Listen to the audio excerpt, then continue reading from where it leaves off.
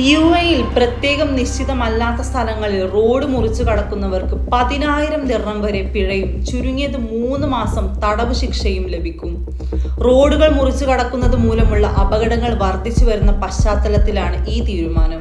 2024 ജനുവരിയിൽ മാത്രം ദുബൈയിൽ 44,000-ഓളം പേർ നിയമവിരുദ്ധമായി റോഡുകൾ മുറിച്ചു കടക്കുന്നതിന് പിടിക്കപ്പെട്ടു. റോഡ് മുറിച്ചു കടക്കുന്നതിനിടെ വാഹനങ്ങൾ ഇടിച്ച് 8 പേർക്ക് ജീവൻ നഷ്ടമായി. ഈ പ്രശ്നം പരിഹരിക്കാനാണ് UAE മാർച്ച് 29 മുതൽ പ്രാബല്യത്തിൽ വന്ന പുതിയ ട്രാഫിക് നിയമം അവതരിപ്പിച്ചത്. പ്രത്യേകം നിശ്ചിതമല്ലാത്ത സ്ഥലങ്ങളിൽ നിന്ന് റോഡ് മുറിച്ചു കടക്കുന്ന കാൽനട യാത്രക്കാർക്ക് 400 ദിർഹം പിഴയാണ് നേരത്തെ നിശ്ചയിച്ചിരുന്നത്. എന്നാൽ പുതിയ നിയമത്തിൽ കൂടുതൽ കഠിനമായ പിഴ ഏർപ്പെടുത്തി. കാൽനട യാത്രക്കാർക്കുള്ള ക്രോസിംഗുകൾ ഉപയോഗിക്കുമ്പോഴും ട്രാഫിക് സിഗ്നലുകൾ ശ്രദ്ധിക്കണം.